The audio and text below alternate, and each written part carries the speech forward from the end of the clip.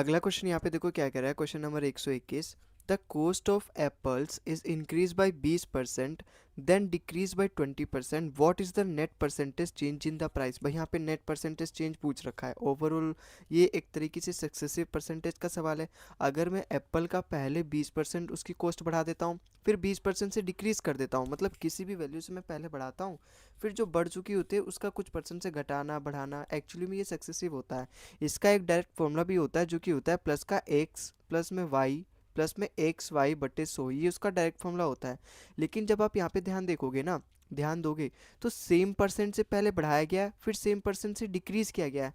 इसका मतलब ये एक्चुअली में इसका एक अलग ही फॉर्मूला बन जाता है जो कि इसी फॉर्मूले से आता है। जब यहाँ पे बढ़ाया गया तो ये x की वैल्यू मान लो, दूसरी वाली अपनी y की वैल्यू मान लो। अब यहाँ पे बढ़ाया गया, इसका मतलब ये प्लस का 20 है, ठीक है। यहाँ पे डिक्रीज किया गया, इसका मतलब ये माइनस का y है, मतलब माइनस का y मतलब माइनस का 20 है। और इन दोनों की जब आप मल्टीप्लाई करोगे 20 की और माइनस 20 की, तो माइनस का 400 आएगा। माइनस को 400 को अगर आप 100 से डिवाइड करोगे कितना आएगा, माइनस का 4 आएगा, तो ये तो कट ही जाएगा। तो केवल माइनस का 4% ही उसका नेट चेंज आएगा, जो कि 4% यहाँ पे डिक्रीज हो जाएगा। ऑप्शन नंबर ए इसका बिल्कुल करेक्ट हो जाएगा। लेकिन आपको ये इस तरीके से फॉर्मूले में हर बार लिख के नहीं करना।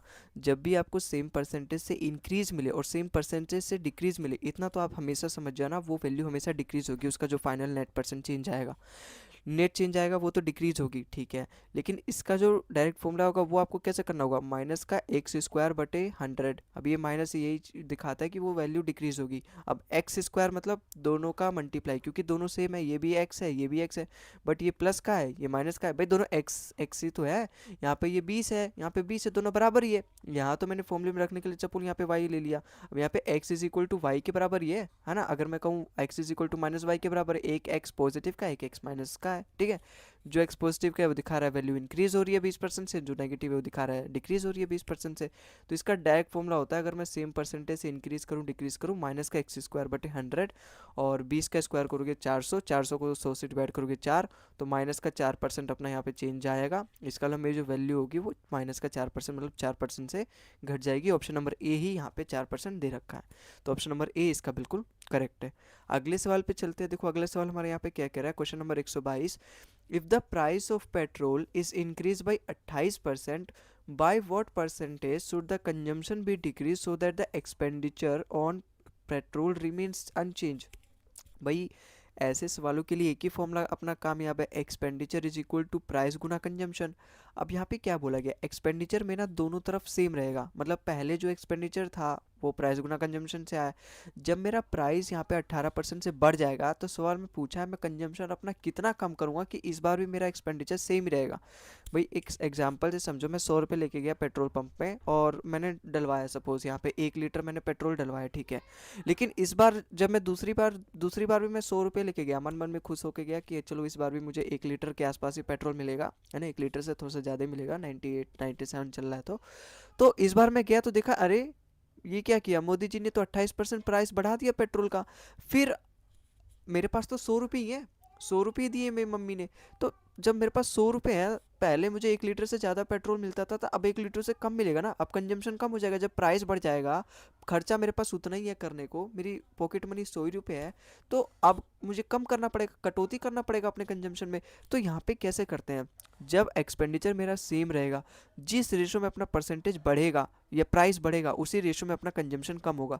अगर यहाँ पे 28% की फ्रैक्शन वैल्यू कितनी होती है, 7/25, क्योंकि 1/25 4%, 4 की 7 से मल्टीप्लाई करो 28%। इसका मतलब पहले अगर मेरा, और यहाँ पे इंक्रीज हुआ है, इसका मतलब इसका क्या आएगा, फ्रैक्शन वैल्यू प्लस का आएगा। पहले अगर मेरा प्राइस यहाँ पे पेट्रोल का 25 रुपये था, तो अब वो 7 बढ़ के कितना हो जाएगा, 32 हो जाएगा। तो जिस रेशो में अपना प्राइस बढ़ेगा ना, उसी रेशो में अपना कंजम्पशन कम होगा। अगर प्राइस 25 से 32 हुआ है, तो अपना कंजम्पशन 32 से 25 हो जाएगा। तभी तो दोनों तरफ देखोगे आप बराबर आएगा, इधर भी एक्सपेंडिचर अपना सेम है, इधर भी एक्सपेंडिचर अपना सेम है। यहाँ पे बोला गया ना, एक्सपेंडिचर पे कुछ नहीं होना चाहिए, उसका बाल भी बाका नहीं होना चाहिए, लेकिन आप कंजम्पशन के ऊपर पूरी छूट दे रखी है। आप कंजम्पशन को कितना भी कम कर लो, प्राइस अगर इस चेंज में हुआ है इस रेशो में, तो आप कंजम्पशन कितना चेंज करोगे कि एक्सपेंडिचर को छूओगे भी नहीं, एक्सपेंडिचर आपका बढ़ना भी नहीं चाहिए ना घटना चाहिए। तो एक्सपेंडिचर सेम रहने के लिए जिस रेशो में अपना प्राइस बढ़ता है, उसी के रिवर्स रेशो में अपना कंजम्पशन बढ़ेगा।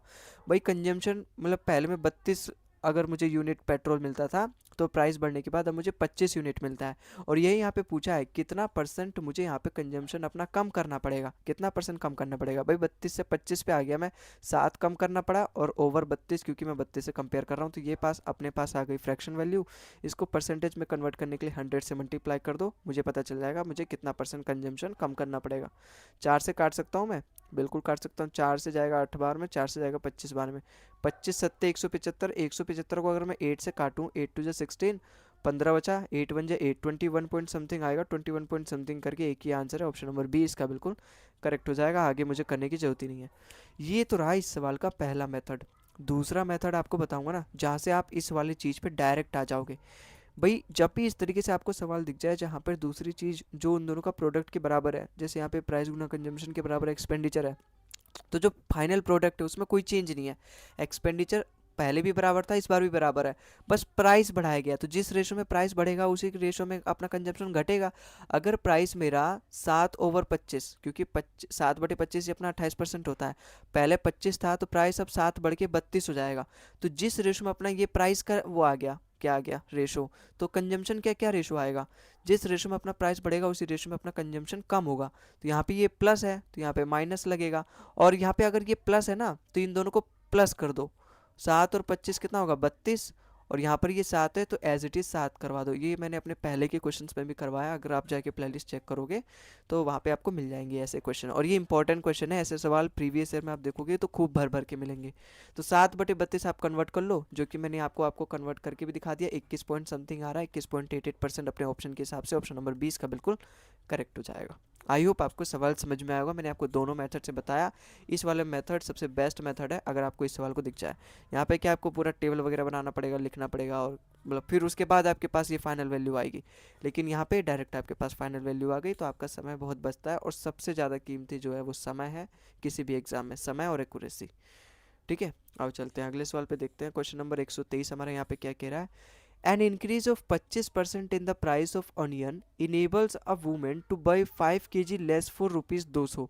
Find the increased price of the onion. देखो ये सवाल भी एक ऐसा सवाल है ना, इससे पिछले वाले सवाल को मैंने आपको दो मेथड से बताया, एक तो अपना बेसिक मेथड से, एक अपना दूसरा एडवांस मेथड से, ये दूसरा मेथड है। ऐसे ही मैं इसको भी दो मेथड से बताऊंगा। पहला अगर मैं मेथड, चलो आपको एडवांस मेथड बता देता हूँ पहले। भाई यहाँ पे क्या बोला गया, अगर मैं किसी भी प्राइस, मतलब किसी भी क्या, ऑनियन का प्राइस, लॉकडाउन में बहुत ज़्यादा प्राइस बढ़ चुका था ना ऑनियन का, लोग मोबाइल छोड़ के, जिस सड़क पे मोबाइल गिरा रहता था, प्याज गिरा रहता था, प्याज उठा के लेके भाग जाते थे। तो ऐसी बड़ी रील वायरल हुई थी उस समय। तो यहाँ पे देखो 25% अगर ओनियन का रेट जो है बढ़ जाता है तो वूमेन जो है ना, मतलब इस बार प्याज का जो रेट है वो 25% अगर बढ़ जाएगा, वूमेन जो है वो 200 रुपये लेके जाती है, पहले भी 200 लेके जाती थी है ना, पुराने ज़माने से 200 रुपये लेके जाती थी। इस बार लेकिन सरकार आई दूसरी, सरकार बदल गई तो 25% रेट बढ़ गया प्याज का, सारा टैक्स वो प्याज पे ही लगा इस बार। जब 25% रेट बढ़ गया प्याज का तो बूढ़ी माँ जी को दिखा, वुमेन जी को दिखा यहाँ पे 5 किलो अब उसे कम मिल रहे हैं प्याज। इसका मतलब क्या है, जो है हमारा एडवांस तरीका है ना वो यही बताता है, भाई 25% अगर प्राइस बढ़ गया तो 5 किलो कम मिल रहा है, 25 अगर प्राइस बढ़ गया तो 5 किलो कम मिल रहा है, 25 प्राइस बढ़ गया, 25% किसका, 200 का। इसका मतलब 200 के ही 25% का बराबर है अपने 5 किलो का रेट। आया समझ में। मुझे फाइंड करना है इंक्रीज्ड। अब देखो यहाँ पे ये मैंने 25% लिया ना, 25% क्या है, इंक्रीज्ड, 25% से इंक्रीज किया जा रहा है, इसका मतलब ये 25% इंक्रीज होने के बाद अपनी जो भी प्राइस आएगी। जैसे यहाँ पे मुझे 1 kg निकालना है, इंक्रीज प्राइस ऑफ ऑनियन पर 1 kg, तो 1 kg, तो इस 5 को यहाँ ले आओ तो यहाँ पे कुछ नहीं बचेगा, 1 बचेगा, 1 kg का आ जाएगा। अगर मैं 5 से डिवाइड करूँ दोनों तरफ तो 5 से मैं इसको डिवाइड कर दे रहा हूँ डायरेक्ट, 5 से जाएगा कितने बार में, 5 बार में। 5% निकालना है भाई, परसेंट से ये 2 जीरो कट जाएगा, 5 टू 10, इसका मतलब 1 kg की प्राइस कितनी आएगी, जो कि इंक्रीज प्राइस आएगी, फाइनल प्राइस 10 रुपये मात्र प्रति kg। ऑप्शन नंबर यहाँ पे सी इसका बिल्कुल करेक्ट हो जाएगा। ठीक है, जिसको ये वाला मेथड नहीं समझ में आया वो बेसिक मेथड समझ लो। हालांकि ये वाला मेथड अपना बेस्ट मेथड था, सबसे कम समय और सबसे बेस्ट अप्रोच मेथड है, और एकदम सभी क्वेश्चंस पे ये काम आएगा। जैसे बेसिक मेथड यहाँ पे क्या कहता है, भाई वही वाला बेसिक मेथड तो वही होगा, आपका एक्सपेंडिचर इक्वल टू प्राइस गुना कंजम्पशन, मतलब आपका एक्सपेंडिचर दोनों जगह सेम है, लेकिन यहाँ पे प्राइस बढ़ाया गया है तो कंजम्पशन आपका कम हो गया है। प्राइस किस रेशो में बढ़ाया गया? प्राइस आपका 25% बढ़ा है। 25% की फ्रैक्शन वैल्यू 1/4 होती है। इसका मतलब अगर मेरा पहले प्राइस 4 था तो अब वो एक बढ़ के कितना हो जाएगा? 5 हो जाएगा। तो जिस रेशो में अपना प्राइस बढ़ेगा उसी रेशो में अपना कंजम्पशन कम होगा। अगर मेरा प्राइस 4 से 5 हो गया तो कंजम्पशन मेरा 5 से 4 हो जाएगा। तभी तो मेरा देखो दोनों तरफ एक्सपेंडिचर मेरा यहाँ पे सेम रहेगा। 4 गुना 5, यहाँ पर भी 20 और यहाँ पर भी 20, दोनों केस में मेरा एक्सपेंडिचर सेम रहेगा। तो यहाँ पे प्राइस का रेशो तो दे रखा है 4 से 5 हो गया, कंजम्पशन तो मेरा 5 से 4 हुआ है। लेकिन सवाल में क्या बोला है? सवाल में बोला है 5 केजी लेस। पहले अगर मैं 5 केजी कंज्यूम करता था तो अब मैं 4 केजी कंज्यूम करता हूँ। कितना कम कर रहा हूँ? 1 यूनिट। तो सवाल में 1 यूनिट की ही वैल्यू दे रखी है 5 केजी। मुझे क्या फाइंड करना है? मुझे फाइंड करना है इंक्रीज्ड प्राइस ऑफ ओनियन। भाई प्राइस फाइंड करने के लिए अगर आप यहाँ पर भी ध्यान दोगे तो प्राइस कैसे आएगा? जब मैं एक्सपेंडिचर को कंजम्पशन से डिवाइड करूंगा। और मुझे फाइंड करना है इंक्रीज्ड प्राइस। इसका मतलब जो इंक्रीज्ड वाला कंजम्पशन आया, जो इंक्रीज प्राइस होने के बाद जो अब मैं कंज्यूम कर रहा हूँ, फाइनल कंजम्पशन तो यही है, तो मुझे फाइनल कंजम्पशन जो इंक्रीज होने के बाद कंजम्पशन कर रहा हूँ उससे डिवाइड करूंगा। तो एक्सपेंडिचर तो अपना हमेशा बराबर रहेगा, 200 रहेगा। अगर 1 यूनिट की वैल्यू 5 है तो 4 यूनिट की वैल्यू कितनी होगी? 20। 20 से डिवाइड कर दो, 200 को 20 से डिवाइड करोगे तो 10 रुपये प्रति केजी। ऑप्शन नंबर सी इसका बिल्कुल करेक्ट आएगा। तो आई होप आपको ये सवाल भी ऐसे समझ में आया होगा बेसिक मेथड से भी। अगला सवाल देखो अपना यहाँ पे क्या कह रहा है, question number 124। If the price of an apple is reduce by 30%, it enables the customer to buy 5 more apple for the rupees 140। Find the reduce price of the apple. मुझे रिड्यूस फाइंड करना है। भाई जिस तरीके से मैंने आपको पिछले वाला क्वेश्चन बताया था होगा उसी तरीके से, लेकिन एक बार और एडवांस तरीके से करवाऊं ताकि आपकी प्रैक्टिस और भी अच्छे से हो जाए और वही वाला मेथड आप अच्छे से सीख लो। शॉर्टकट ट्रिक है वो, ठीक है। और ये कोई वैसा शॉर्टकट ट्रिक नहीं है जो कि आप एग्जाम में जाके भूल जाओगे। 4-5 क्वेश्चन लगा लो। इवन ये जो सीरीज में बना रहा हूँ, पूरी प्लेलिस्ट यूट्यूब पे अपलोड कर रहा हूँ, अगर आप इस पूरी सीरीज को भी फॉलो कर लो ना तो आपके ये सारे शॉर्टकट ट्रिक, सारे क्वेश्चन आप तक दिमाग में बैठ जाएंगे। और ये सारे जो भी सवाल है सब MTS, CHSL और CPO और दिल्ली पुलिस और अपने CGL सभी एग्जाम्स में आए हुए हैं, ठीक है। तो ये सारे आप प्रैक्टिस कर लो, आपके सभी एग्जाम्स एक तरीके से तैयार हो जाएंगे। खासकर मैथ्स में अगर मैं बोलूँ तो यहाँ क्या बोला है, अगर मैं प्राइस को 30% बढ़ाता हूँ तो मुझे 5 केजी ज़्यादा मिलता है एप्पल। किसका 30% बढ़ाने पे? 140 रुपये मेरा प्राइस है, इसका मतलब 140 का अगर मैं 30% बढ़ा रहा हूँ तो मुझे 5 केजी ज़्यादा मिल रहा है एप्पल। तो यही मेरी 5 केजी की प्राइस आ गई। 140 का 30%। मुझे फाइंड करना है reduce price of an apple. भाई ये जो आएगा ना यहाँ से प्राइस, वो रिड्यूस्ड प्राइस ही आएगा, क्योंकि यहाँ पे प्राइस रिड्यूस किया गया है 30% और मैंने 30% ही लिया 140 का। देखो तो ये जो भी प्राइस आएगा अपना रिड्यूस प्राइस आएगा। मुझे फाइंड करना है find the reduce price of an apple, मतलब प्रति केजी फाइंड करना है। तो ये 5 को यहाँ ले आ दो, यहाँ पे कुछ नहीं बचा, 1 बचा, तो 5 को यहाँ ले आ दूंगा। अगर मैं 5 से जाएगा ये 6%, 6%। देखो परसेंटेज का मतलब क्या होता है? परसेंटेज का मतलब होता है अपॉन में 100। 100 जीरो से तो जीरो कट जाएगा। 14 6 84, 84 को एक 10 तो बच गया। 84 को अगर मैं 10 से डिवाइड करूँगा 8.4 रुपीज़ प्रति केजी। इसका मतलब 1 केजी यहाँ पे एप्पल की वैल्यू कितनी आ जाएगी मेरी? 8.4 रुपये, अगर मैं प्राइस को 30% से घटा दूंगा। तो आई होप आपको ये सवाल भी समझ में आया होगा। ऑप्शन नंबर सी इसका बिल्कुल करेक्ट हो गया। कुछ नहीं करना आपको, 140 का कितना परसेंट बढ़ाया गया घटाया गया प्राइस उसकी निकाल लेना है, और जो भी अपना जहाँ पे जितना कंजम्पशन बढ़ रहा है घट रहा है उसको बराबर कर देना है। वहाँ से अपना जो भी मिलता है वो फाइनल प्राइस मिलता है, और फाइनल प्राइस ही अपने आप को पूछा है हमको रिड्यूस प्राइस ही यहाँ पे पूछा है। रिड्यूस प्राइस मतलब फाइनल प्राइस, बाद में रिड्यूस होने के बाद जो प्राइस थी, और वो हमें यहाँ पे डायरेक्ट मिलता है। अगर ओरिजिनल प्राइस पूछा होता तो भाई प्राइस किस रेशो में घटा है?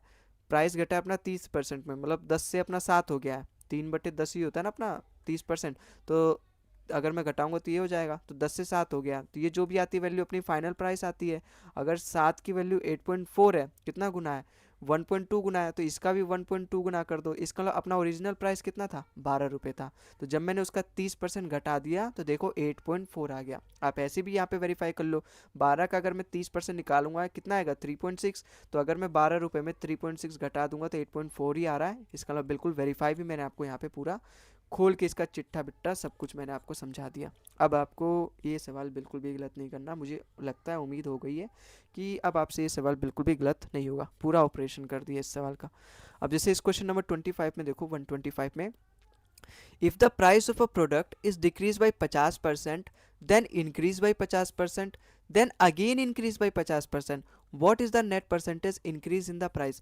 वो यहाँ पे क्या बोला है? कोई भी प्रोडक्ट है जिसके प्राइस को मैं पहले 50% से डिक्रीज कर रहा हूँ, फिर 50% से इंक्रीज कर रहा हूँ, फिर से मैं 50% से इंक्रीज कर रहा हूँ, तो अब मेरे पास जो भी फाइनल चेंज आएगा वो क्या आएगा? भाई ये जो अपना शायद पहला वाला क्वेश्चन था वो इसी वाले पर बेस्ड था, ये अपना पहला वाला 121 वाला क्वेश्चन। अब यहाँ पे देखो 125 वाले में यही बोला है, पहले अगर मैं किसी भी प्रोडक्ट का 50% से प्राइस बढ़ा घटा देता हूँ, फिर मैं 50% से बढ़ा देता हूँ, लेकिन अभी भी मेरा पेट नहीं भरा तो मैं फिर से 50% से बढ़ा देता हूँ, तो मुझे ये बताना है फाइनल कितना चेंज आएगा। इसका डायरेक्ट फॉर्मूला होता है एक्स प्लस में वाई प्लस में, एक तो 3 होता है तो x plus y plus z वाला भी होता है, लेकिन आप इसको 2 वाले से भी कर सकते हो। कैसे कर सकते हो देखो अभी बता रहा हूँ मैं, लिख लें दो पहले, x plus y plus x y बटे 100, ये अपना डायरेक्ट फॉर्मूला होता है। अगर 2 दिया रहता है तो 2 दिया, यहाँ पे तो 3 दिया है तो मैं 2 2 करके भी निकाल सकता हूँ, एक बार इन दोनों का निकाल लूँ, फिर जो भी आएगा अपना फाइनल उसका इसके साथ निकाल लूंगा, 2 2 हो गया। अब यहाँ पर एक बात और ध्यान दोगे, अगर यहाँ पे माइनस का 50 है, यहाँ पे प्लस का 50 है, मतलब जिस परसेंटेज से घटाया गया है उसी परसेंटेज से बढ़ाया गया है, मतलब सेम परसेंटेज से बढ़ाया घटाया गया है, तो इसका एक अलग ही फॉर्मूला यहाँ इसी फॉर्मूले से डिराइव होके आ जाता है, जो कि होता है माइनस का एक्स स्क्वायर बटे 100।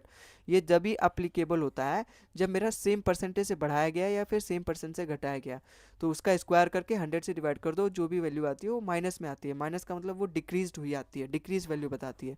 अगर मैं माइनस 50% घटाता हूँ और 50% से बढ़ाता हूँ, तो यहाँ पे जो भी नेट चेंज आएगा वो कितना आएगा, इस वाले फॉर्मूले से निकलेगा, 50 और 50 का मल्टीप्लाई करो 2500, 2500 को 100 से डिवाइड करो, इसका मतलब माइनस का 25 आएगा।